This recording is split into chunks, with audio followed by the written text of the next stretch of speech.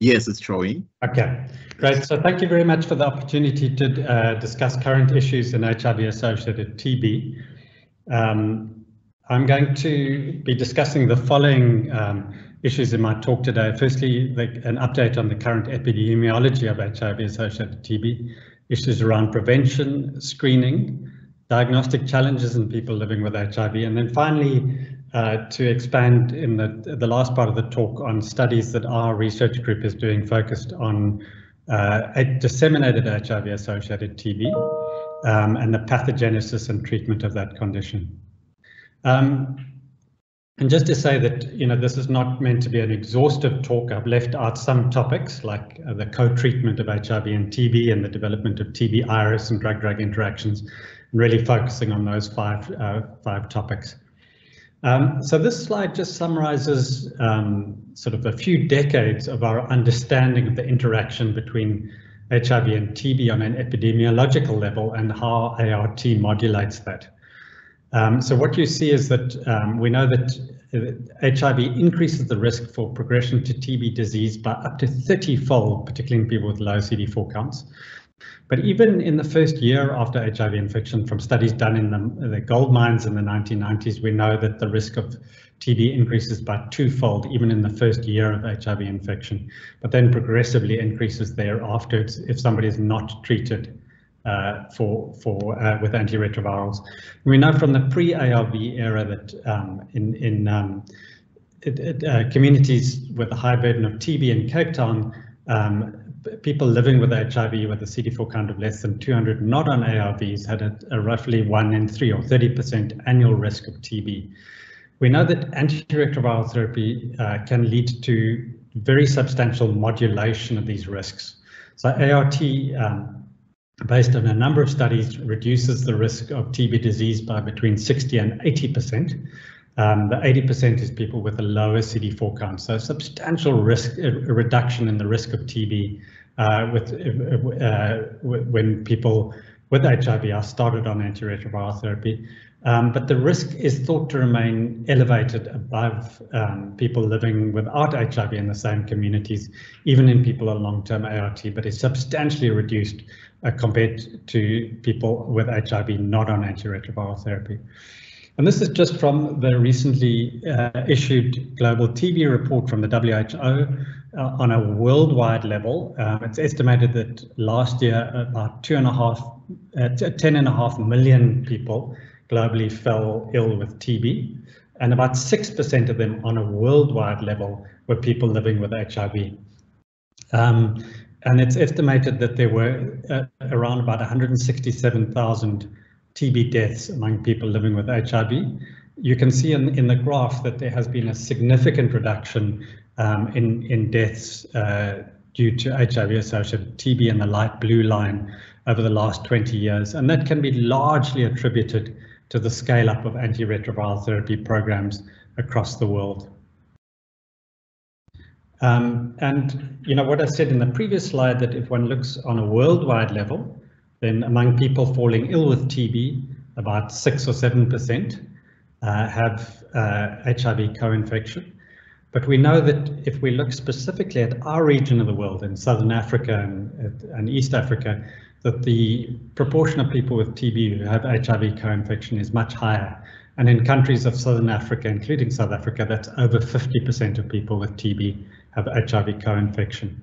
If one just looks from that same WHO report, and these are estimates for 2022, then among the looking at South Africa specifically, it's estimated that 280,000 people fell ill with TB, so just over 250,000 people last year. And of those 280,000, 150,000 were people living with HIV. So 54% of people falling ill with TB in South Africa are living with HIV. It's estimated there were about 54,000 deaths due to TB last year, and 57% or 31,000 of those were people living with HIV. So HIV is a major contributor towards the TB epidemiology and TB deaths in South Africa. And then just looking at over a 22-year period, and this is data that was summarized from that WHO report by the publication Spotlight, what you see is that TB cases went up substantially in the 2000s, but then with the scale up of antiretroviral therapy, from 2003, 2004 onwards, and then the broadening of our criteria for starting antiretroviral therapy, we've seen a substantial impact on TB cases as well as TB deaths in South Africa. So this is a good news story that the antiretroviral program has had very positive impacts on a country level in terms of reducing the TB cases and TB deaths across the country. And obviously this is data across both people living with HIV and without HIV, but the major contributor to these decreases has been the scale up of antiretroviral therapy. On a worldwide level, this is from a systematic review and meta-analysis that was published in 2015. On a worldwide level, TB is the commonest reason for admission to hospital among people with HIV. This meta-analysis estimated that around about half of hospitalizations in adults with HIV were people living with HIV, were AIDS related, and about 20% of those were related to TB. So TB is the commonest reason for hospital admission, people with HIV worldwide, and this is for adults. And just to perhaps emphasize that that it also it was similar data for children in the bottom half of that figure, but to emphasize that most of my talk is going to be focused on adults because I'm an adult infectious diseases physician. And then that was in terms of hospitalization. If we look at cause of death, this was a meta-analysis of post-mortem studies done worldwide in low and middle income countries and published in 2015. And among people with HIV dying, most of them in a hospital setting, 40% had TB at the time of death. And in TB was attributed as the cause of death in most of those deaths. Interestingly, and we'll come back to this on the issue of diagnostics, about 46% of those deaths, TB was undiagnosed at the time of death, and really speaking to the difficulties of diagnosing TB and therefore people dying of undiagnosed HIV-associated TB. In sub-Saharan Africa, the studies done in Africa, 43% of deaths, TB was present at autopsy. And very importantly, and I'll come back to this later in the talk, is that among those people dying of HIV-associated TB, almost 90% of them had TB that was disseminated through the bloodstream to multiple organs, the lung, the liver, the spleen, the lymph nodes, and other organs. And the phenotype or the clinical condition that we see of patients admitted to hospital with HIV and TB and dying of HIV-associated TB is typically TB that has spread through the bloodstream to multiple organs rather than TB that remains confined to the lungs. And I'll come back to that when I discuss disseminated HIV-associated TB later in the talk. So what I've shown you is that TB is a major contributor to hospitalization and deaths among people living with HIV. And how do we address this issue? It's clearly not a single approach. We need to approach multiple aspects of the investigation and care of people living with HIV and people with TB within the health system. And that involves implementation and development of novel screening methods and improved implementation of those, improved diagnostics for TB, preventive strategies, and improved treatment strategies. And of course, we can develop this novel evidence, but key to that translating into impacts in terms of public health impacts is better performance of our health systems in implementing novel strategies. So firstly, to speak in terms of prevention of HIV-associated TB, there are three major pillars. Firstly, antiretroviral therapy, and I've already shown you on a previous slide that ART reduces the risk of HIV-associated TB by 60 to 80%. Secondly, TB preventive therapy, and I'll expand on that in the subsequent slide. and of course infection control measures, particularly in healthcare facilities, but I won't expand on that. So TB preventive therapy, this is from the WHO guidelines. There are 4 major therapies, major options for TB preventive therapy in the WHO guidelines. Firstly, isoniazid, and there's data for various different durations from randomized trials, from anything from 6 to 36 months. Then isoniazid plus rifapentine given weekly for 3 months, called 3HP. The other option is isoniazid plus rifampicin for 3 months. And then the fourth option is isoniazid plus rifapentine given daily for 1 month, or termed 1HP. Obviously, one of the issues is there has been limited access to rifapentine in low and middle income countries. And therefore, over the last 2 decades or so, most low and middle income country programs have relied on isoniazid preventive therapy. We are now seeing availability for rifapentine in low and middle income countries, and of course it's now 3HP is now included in the South African guidelines and will be scaled up over the next few years. Just in terms of the South African guidelines, really the 2 options in the guidelines are the isoniazid for 12 months, in the first row, and then the 3HP isoniazid plus rifapentine weekly for 3 months, and I'll expand on that later. So what's the evidence for, firstly, IPT, isoniazid preventive therapy? In the antiretroviral therapy era, there are 2 major studies that provide the evidence. So the benefit of adding IPT to antiretroviral therapy, does it further reduce the risk of TB? And the answer is yes. Firstly, the IPT-ART study that was led by Lele Rangaka and Kai Litcher, published in 2014, showed that the addition of 12 months of IPT to antiretroviral therapy reduced the risk of TB by 37%, either in patients starting ART or patients established on ART. A mixture of those patients, IPT further reduced the risk of TB by 37%. And then the Temprano study, which was a factorial design, looked at early ART as well as 6 months of IPT. The IPT findings presented here on the right-hand side, adding IPT to antiretroviral therapy reduced the risk of TB by 56% and also reduced the risk of mortality when follow-up was extended to 5 years. So there's very good evidence for IPT added to antiretroviral therapy. There's additional benefit in terms of reducing TB. What about the other regimens that I showed on that slide? I'm going to focus on the left-hand side box, the 3HP, in which a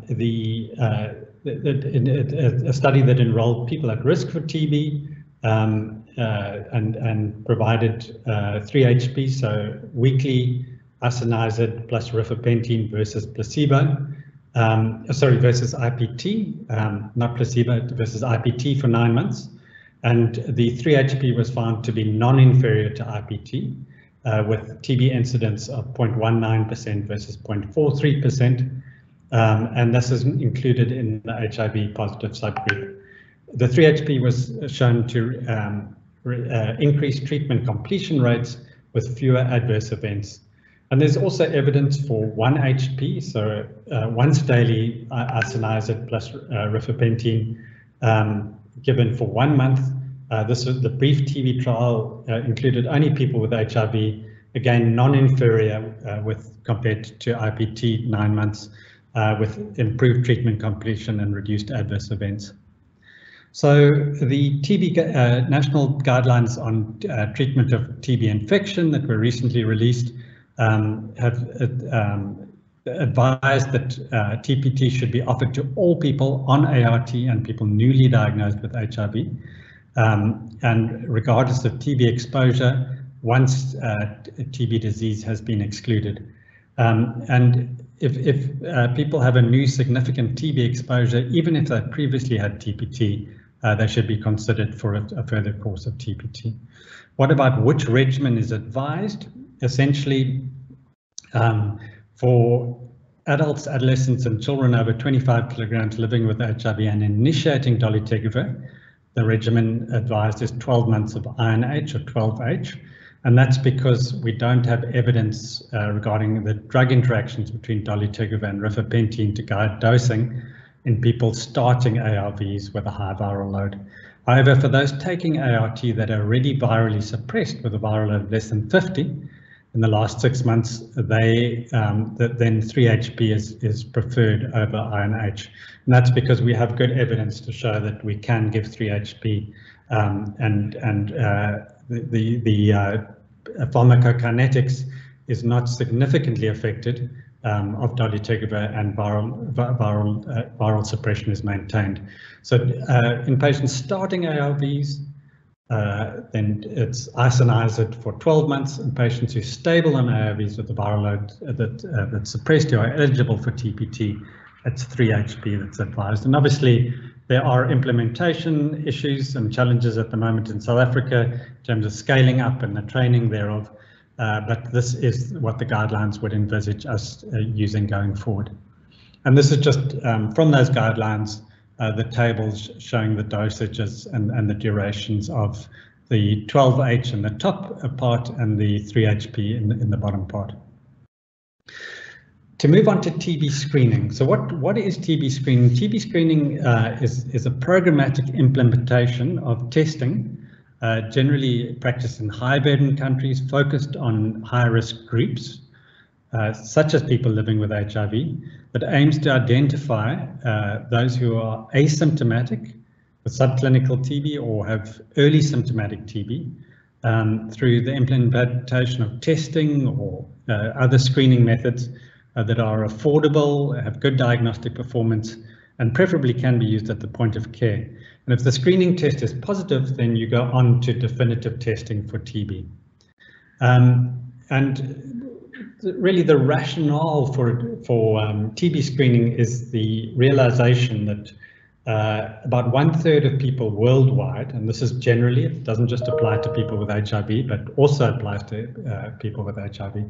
About 1/3 of people with active TB disease globally each year are undiagnosed. And the gap in 2022 was estimated to be about 3 million people who fell ill with TB but didn't get a diagnosis. And I'll come back to this later, but the consequences of missing a diagnosis in people with HIV are very significant, because people deteriorate more rapidly and are at high risk of dying with undiagnosed TB if they are living with HIV. So we've for over a decade we've practiced the WHO symptom screen, which involves the symptom screen: recurrent cough, weight loss, and night sweats and fever. This has good sensitivity. Practiced in clinical settings. Its sensitivity is thought to be about 90%, but lower in community settings. But relatively poor specificity. So people with these symptoms won't always have TB. They might have another reason for these symptoms. And of course, one of the impetuses in terms of research has been to find screening methods which improve on the symptom screen. And we know from the TB prevalence survey in South Africa that at a community level, about 50% of TB is missed using the symptom screen, because people have active TB but are asymptomatic. And 2 years ago, the WHO issued updated guidelines for screening for TB. And I've just summarized here the main changes for adults and adolescents living with HIV that were included in these guidelines. They're still advised that practicing the symptom screen, but one of the suggestions was to include screening with a chest X-ray, because doing chest X-ray in parallel with the symptom screen improves sensitivity. Another aspect that they advised was to consider C-reactive protein screening that may be used together in addition to the symptom screening in settings with higher TB burden. I'll show you something around that on the next slide. And then it recommended WHO molecular rapid diagnostics, such as the Expert, could be used for TB screenings in settings with a higher burden of TB, particularly recommended for systematic testing in inpatients with HIV in medical wards where the TB prevalence is about 10%, and that certainly applies in South Africa. What about CRP? This was from a meta-analysis conducted by Asher Dana, who worked with us at UCT doing his PhD, and he looked at all studies that had used CRP screening and compared it here to the WHO symptom screening, and you can see sensitivity is similar at around 80%. But specificity is far higher at 74% compared to 42%. And what that means is if you include CRP screening, you will and use that as a threshold, that threshold for doing definitive testing, you could reduce the number of experts that you need to do to diagnose TB without missing out on cases. So one of the benefits is that CRP testing is available as a point of care test, and this is something to consider going forward, is to incorporate CRP into screening algorithms. It would not increase the number of cases detected, but would essentially reduce the number of tests done without reducing the number of cases detected. And then another strategy for which there's evidence from a cluster randomized control trial in South Africa, and which is being scaled up now in South Africa, is targeted universal testing for TB. Obviously includes other groups beyond people living with HIV, such as people who have household contacts, but I'm talking here specifically about the strategy in people with HIV. This trial, the TUT trial, was done in 3 provinces in South Africa. 62 primary care clinics were involved, and they compared the strategy of TUT, which was to offer clinical attendees with HIV a recent close contact with TB or prior TB episode, a sputum test irrespective of symptoms, so offered testing to asymptomatic people, versus standard of care, which was offering TB testing only to those with symptoms.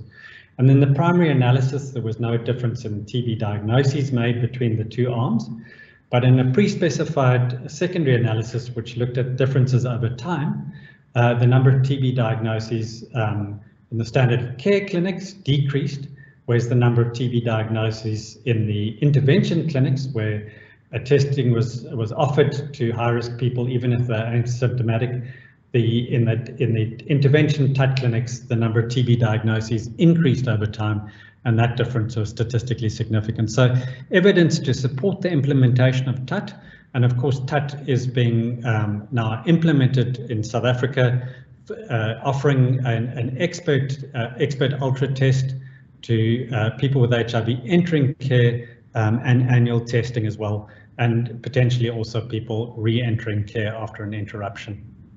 Then to move on to diagnostics for HIV-associated TB, just to really emphasize that in people with HIV, the course of TB is accelerated, and if people are not diagnosed, and showing in the red component of the graph, the clinical deterioration and the severity of disease is accelerated such that people are admitted to hospital and die from untreated TB more rapidly than HIV-negative people. And this leads to a challenge. We have difficulties diagnosing HIV-associated TB, but if we don't make the diagnosis timeously, patients are at increased risk of dying. Of course, there's been important improvements in our diagnostics for TB over the last 15 years or so. Previously, we relied on the sputum smear, which has poor sensitivity in people with HIV, and the TB culture, which takes several weeks, during which patients deteriorate and can die. We first had the introduction of the Expert, a PCR-based test, which takes 2 hours in the lab, and then more recently, the second generation Expert Ultra with improved sensitivity, and the urine lamb, which obviously has the benefit that it can be done at the point of care. So just some data on Expert and Expert Ultra.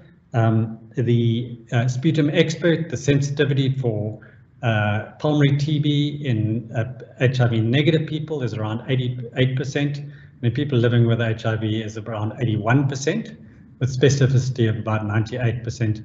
And when you compare Expert Ultra to Expert, and this was in one study, Expert Ultra has higher sensitivity in people with HIV, 90% versus 77%, but lower specificity, so substantially more false positives, and particularly in people who have been previously treated for TB.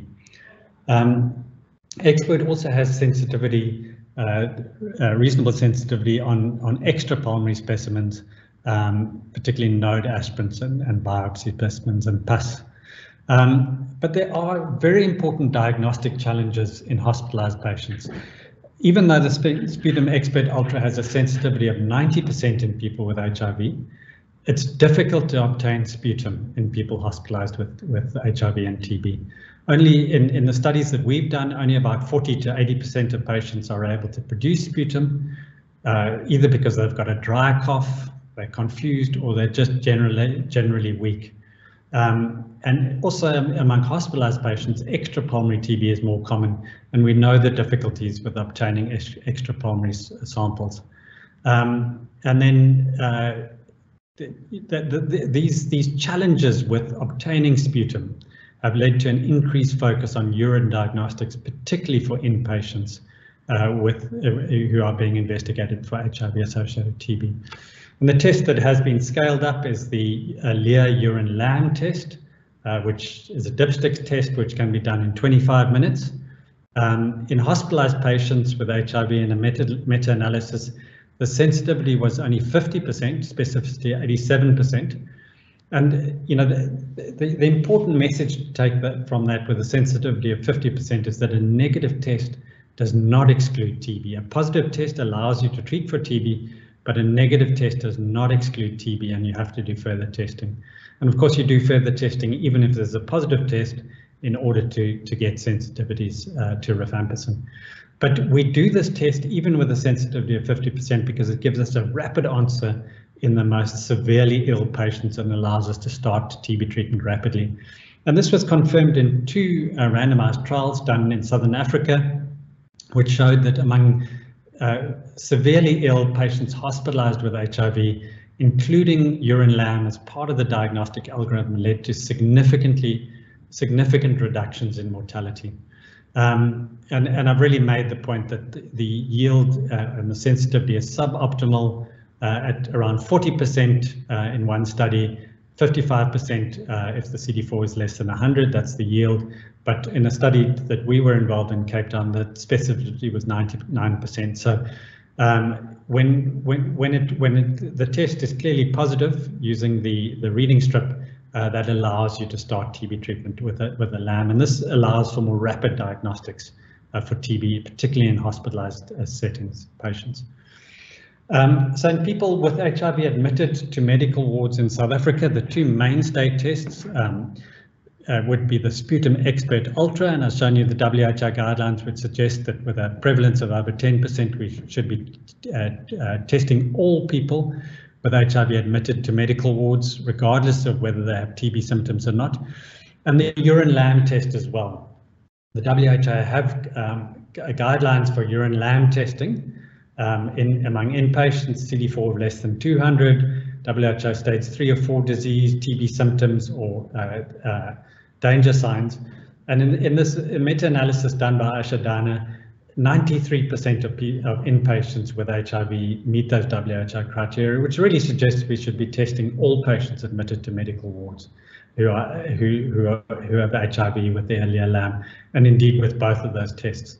And if the sputum is not obtained or those tests are negative and there's a clinical concern for TB, then obviously proceed to chest X-ray, abdominal ultrasound, TB testing of extrapulmonary samples, and empiric TB treatment is justified if there's suggestive clinical and radiological picture. Even if the sputum can't be obtained or the tests are negative, if there's a very suggestive clinical and radiological picture, start TB treatment and follow up to assess response. Just 2 last slides on the issue of TB diagnostics to say that there is another test that has a very reasonable performance in diagnosing TB among inpatients, not yet part of our program, but something that based on studies that have been done, and the performance of this test, we should consider going forward.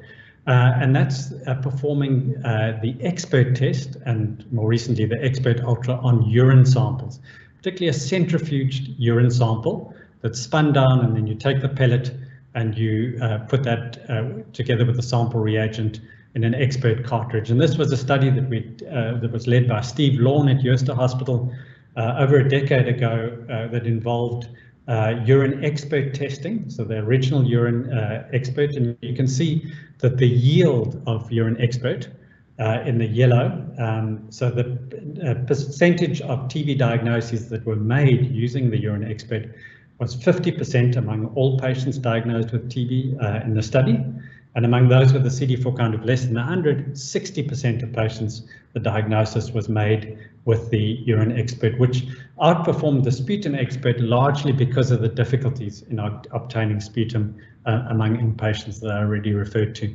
And this is a more recent study that was done in East London, led by Dave Stead and presented at CROI.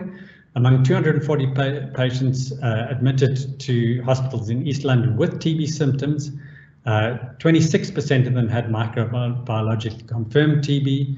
All of them were able to produce a urine sample, but only 37% were able to produce sputum. And the diagnostic yield for sputum Expert Ultra among these patients was 34%, largely because of the difficulties obtaining sputum. Urine LAM was 45%, but urine Expert Ultra was 68%. And this is really a test that we need to consider going forward among inpatients with HIV being investigated for TB, because it's an easily obtainable specimen with a high yield of diagnoses, and you know, something, and obviously can potentially give you a rifampicin susceptibility result if it's not a trace result.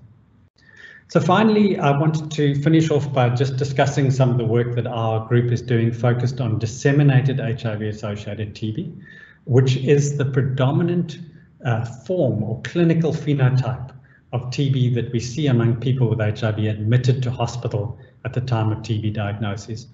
And what we can say about this condition is that the mortality rates are very high, even among patients where TB treatment is started.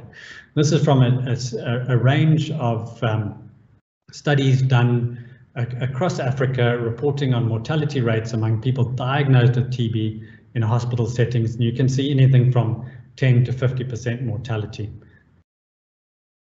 And if we think about this group of patients admitted to hospital with the diagnosis of HIV, diagnosed with TB in hospital, there are many upstream factors that contribute to this problem that need to be addressed by the health system.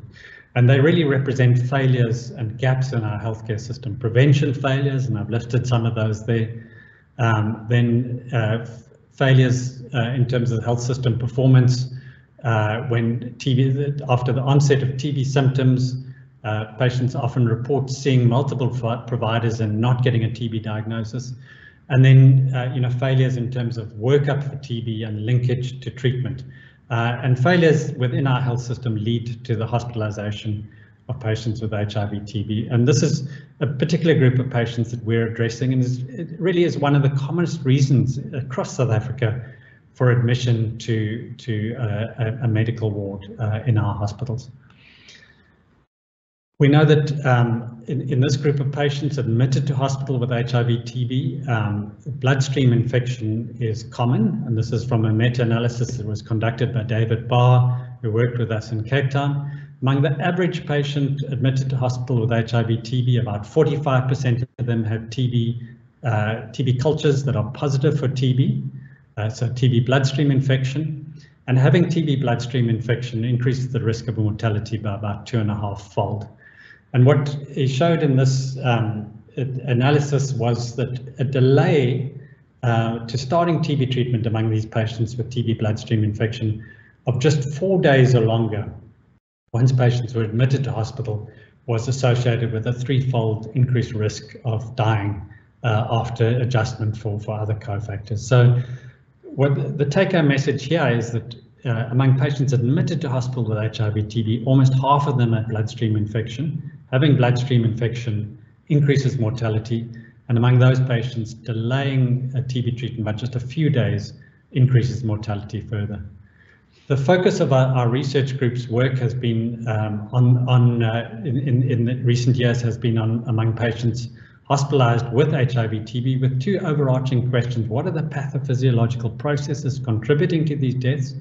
And can treatment strategies be improved to reduce this mortality? This was a study led by Charlotte Schutz, who works within our group at Khayelitsha Hospital. It was done between 2014 and 2016, a large observational cohort study of people with HIV, adults admitted to hospital where TB was diagnosed during the hospital admission, and then they were followed up for 3 months or 12 weeks. And at 12 weeks, 22% of those patients had died. So in total, it was 570 patients enrolled in the study. And you can see that the timing of the deaths on the right-hand side, many of the deaths occurred within the first 7 days after starting TB treatment, after being admitted to hospital. So about 40% of the deaths occurred early, within 7 days. And this was despite the majority of patients being started on TB treatment and the majority being started very early, within 2 days of hospital admission. That in this study, you can see that among the cohort of 570 odd patients, the majority had very low CD4 counts, with an average CD4 count of 40 among those who died and 63 among those who survived. And you can see the other patient characteristics among the cohort. What I want to just show you in the next few slides is just some headline findings from this observational cohort study that are directing our further research. The first headline finding that's among the patients who died, so the 22% who died, deaths were associated with features of a sepsis syndrome and organ dysfunction due to TB itself. We didn't find that co-infections were found to be a major contributor to mortality. So what you can see among the patients who died, they had higher lactate levels, higher D-dimer levels, and higher creatinine levels, and elevated creatinine was associated with mortality. So patients had organ dysfunction and features of sepsis syndrome driven by MTB, bloodstream infection itself, or disseminated TB driving sepsis syndrome. We found that only 2% of patients cultured other bacteria from those who had blood cultures, so that bacterial co-infections were not common on admission. About 19 patients were cryptococcal antigen positive, but they were treated and wasn't associated with increased mortality. And we didn't find that CMV viremia was independently associated with mortality. Rifampicin resistance was present in about 17% of patients who died, contributed mortality, but it wasn't clearly the major driver of mortality. And dissemination of TB was associated with mortality and a dose-response relationship. So just showing you the biomarkers of TB dissemination that we performed. We did TB blood cultures, we did LAM assays, and we did urine expert that I've already shown you. Then we developed a score. If patients were negative by all of those tests, the score was 0. If they were positive by all 3, the score was 3. And showed that as the score of dissemination, so the higher number of those tests positive increased, so did the risk of mortality. And we also showed, similar to David Barr's meta-analysis, that having a positive TB blood culture was associated with mortality. And this is further work that has been done on samples from this study by Linda Baloko using a method that David Barr developed, doing the expert ultra on lyzed whole blood. And so that what we showed that was using this technique, that 37% of people who were included in this sub-analysis had expert and who had TB were expert ultra in the positive in the blood, and having a higher abundance of DNA. As the amount of DNA in the blood increased, so did the mortality risk shown on this Kaplan-Meier curve. And then we also found suggestive evidence that viable TB persists in the bloodstream for several days on treatment. And David Barr optimized this technique of staining lyzed whole blood with the fluorescent dye diamintriolose, and then stained blood at serial time points after starting TB treatment in around 30 patients who had particularly severe forms of TB on admission to hospital. And what you can see, I'm just going to direct you to the top left-hand graph. In green is the DMN tray. So these were people who had positive microscopy for TB in the blood. And that it was about 75% of patients on admission, and by 3 days on treatment, 75% were still positive. What I must mention about this stain is it needs to be actively incorporated into the membrane of TB and therefore needs a viable organism. So among this very select group of 30 patients with very severe forms of TB, they still had viable TB detectable in their bloodstream 3 days after starting TB treatment. And using these various measures of disseminated TB, we showed that, or David showed that using modeling methods, that a slower decline in TB, disseminated TB load on treatment was associated with increased mortality. So patients commonly have disseminated TB. It's associated with increased mortality, and clearing it more slowly from the bloodstream is also associated with higher mortality. We also looked at the immunology of this disseminated HIV-associated TB, and what we showed that among these patients, mortality was associated with an immune signature of innate immune cell activation and signaling. And just to show you on the right-hand side, that in yellow are the cytokines and chemokines that were elevated in patients who died. And so the markers like IL-1RA, IL-6, IL-8 were elevated in patients who died compared to those who survived, and the ones in blue were higher in those who survived. And essentially we then did a principal components analysis, which is a statistical method for clustering the various markers that vary together, and showed that there were two major principal components. The first principal component was dominated by innate immune cytokines and chemokines produced by innate immune cells or affecting innate immune cells, cytokines like IL-8 and IL-6. And when we entered these into a Cox proportional model, we showed that this principal component 1, the innate immune signature, was associated with higher mortality, about a 2-fold higher risk of mortality. And why this is important is it's very similar to what we saw in COVID. The cytokines on the left-hand side, like IL-8, IL-6, were elevated in people who died of COVID, and we're seeing a similar pattern, immunological association in patients with disseminated HIV-associated TB. What we also showed was that drug exposure may be suboptimal in this patient population with higher TB infectious load. And this is just showing you for rifampicin, using the threshold of 8 micrograms per mil, 61% of inpatients were below that threshold. And it was similar in those patients who survived and those who died. No statistically significant difference. This threshold has been defined in healthy volunteers, and we don't quite know what relevance it has to people living with TB and diagnosed with TB. Other studies done in Southern Africa have also shown in an outpatient setting that many patients have levels of rifampicin are below this threshold. Obviously, many of them do well on treatment, but it could be that we are not giving sufficient doses of TB treatment to patients with severe HIV-associated TB that have this very high bacterial loads. So in the last part of the talk, I just want to go on to discuss the randomized controlled trial that we are now conducting. The rationale for this was really developed based on the findings of the previous cohort study. And what we are now evaluating is 2 novel strategies for treating patients with disseminated HIV-associated TB aimed at reducing the high mortality that we see.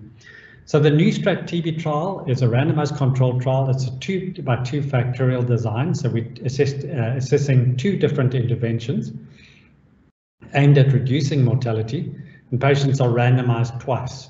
Firstly, to standard TB treatment, which would be the standard regimen used in the South African treatment program, or intensive TB treatment, where we added to the standard TB treatment for the first 2 weeks. We use higher doses of rifampicin at 35 milligrams per kilogram, and also add levofloxacin as a 5th TB drug. And then after the first 2 weeks, patients in both arms continue standard TB treatment until 6 months. And the second randomization is to prednisone or placebo for the first 2 weeks of TB treatment. The primary endpoint is all-cause mortality at 12 weeks. We started this trial in 2021, and we've currently enrolled 479 of the planned 732 patients, with results expected in 2025. And to this study, we are enrolling only patients with hospitalized with disseminated HIV-associated TB, and that defined as being urine expert ultra positive, urine LAM positive, or blood expert ultra positive. And I'm not going to go into detail about this, just to say in these 2 slides, the rationale for the 2 interventions that we're evaluating. Firstly, the rationale for intensified TB treatment is that we've shown that a high TB load, disseminated TB load, and slower clearance of that load is associated with a higher mortality risk.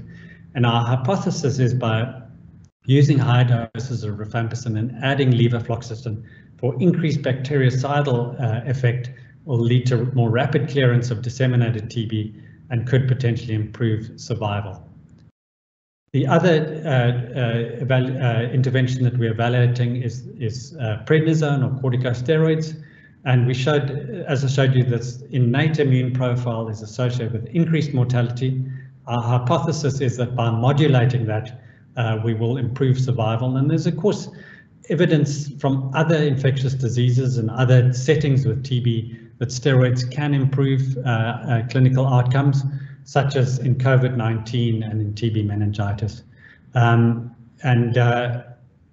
Just to say that one of the findings to date from this trial is that among the first 335 participants enrolled, only 8% of those patients were virologically suppressed. 90% had a detectable viral load. And in those with a detectable viral load, 1/3 were ART naive, 55% had previously been on ART and had reported interrupting, and 12% reported they were currently taking ART. And you can see that the spectrum of viral loads, a very high proportion of patients had a viral load over 100,000.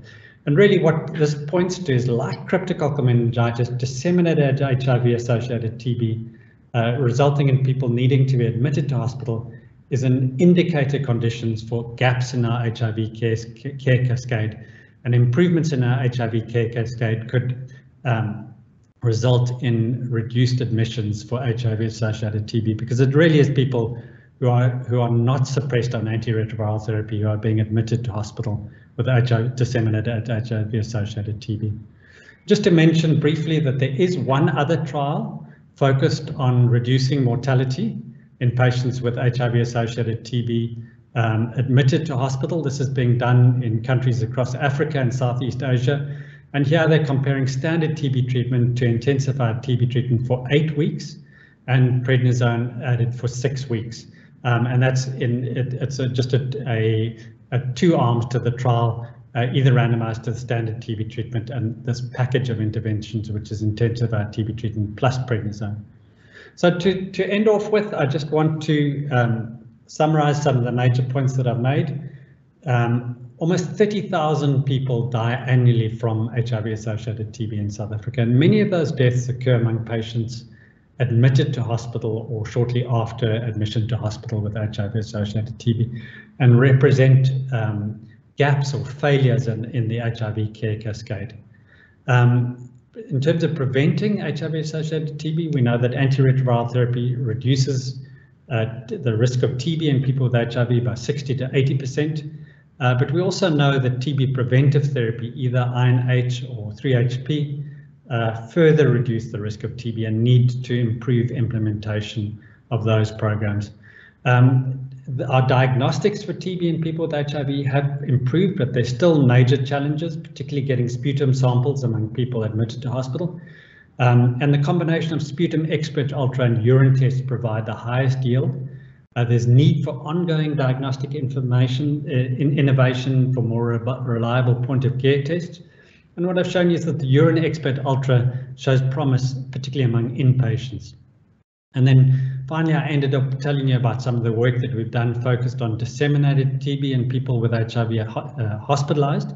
There's a high mortality. We need to develop and evaluate novel treatment strategies for these patients, and an improved understanding of the pathogenesis of the condition should underpin these efforts. And the last point I'd like to make is that this group of patients admitted to hospital with HIV TB commonly have disseminated TB.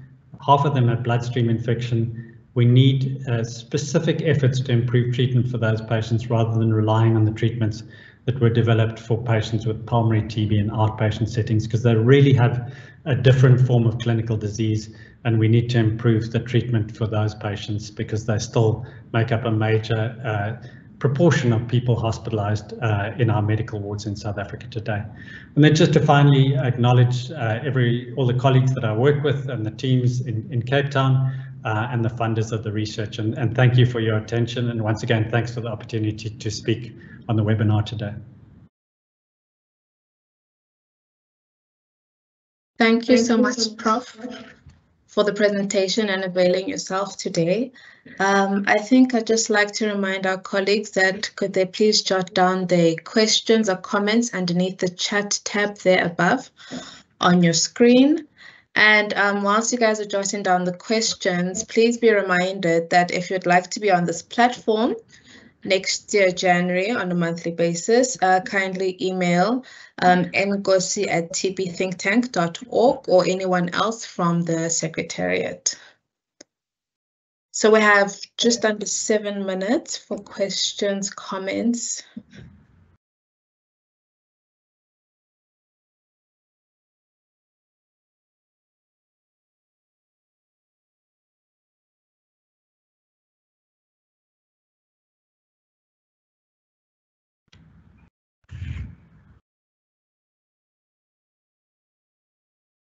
I think we'll just give people perhaps just 2 more minutes, Prof.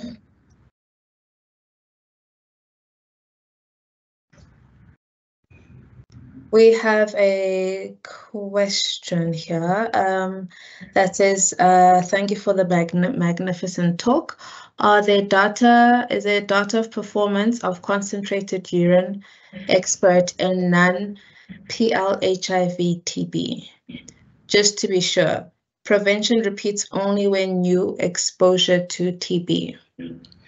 Yeah, I think that was from Willem Hannekom. It briefly flashed up. Yeah, thanks for the feedback, Willem.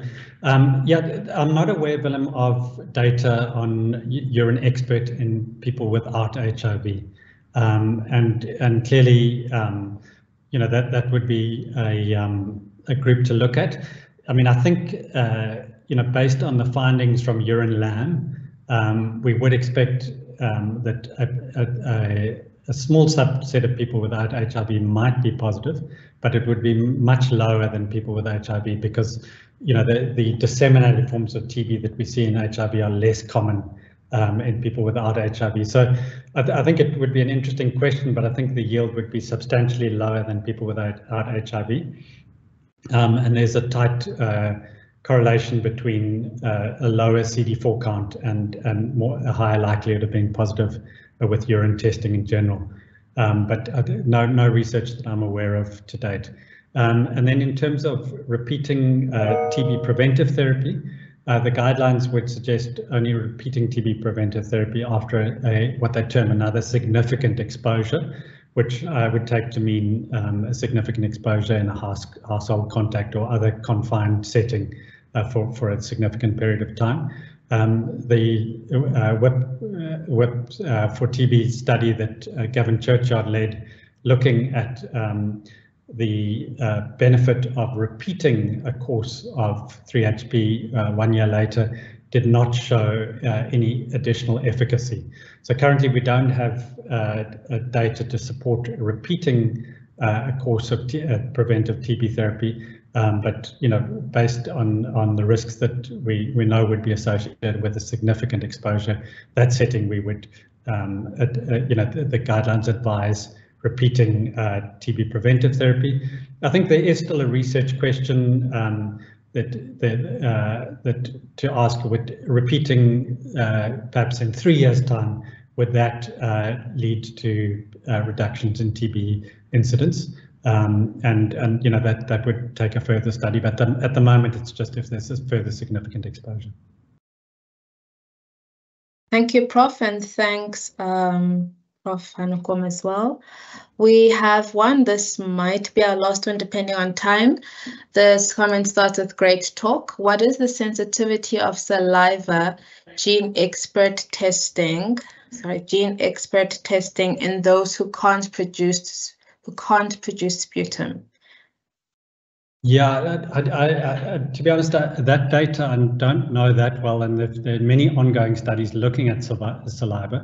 But from what I do know is that it approximates sputum testing, and it's certainly something that another sample that could be evaluated. But whether that would have improved yield compared to urine expert testing is something that would need to be sorted out in further studies. So saliva had, and tongue swabs have reasonable efficacy, but I think that they've been mainly looked at in outpatient settings. In this particular group with advanced HIV admitted to hospital, there's no specific data that I'm aware of, and we need specific tests on that. So saliva and tongue swabs is an area for further research, particularly in this patient population. Thank you again, Prof. We have literally just a minute before the end of our session. If perhaps you were unable to jot down your question, you could email it to the email address on the screen, and then we could forward your question to our speaker for the session. And thank you again, Prof. Menkes, for your time today. And thank you for all those in attendance. And please enjoy your day further and have a restful festive season from the TB Think Tank Secretariat. Thanks, Nolwazi. Thanks, everyone. Thank you.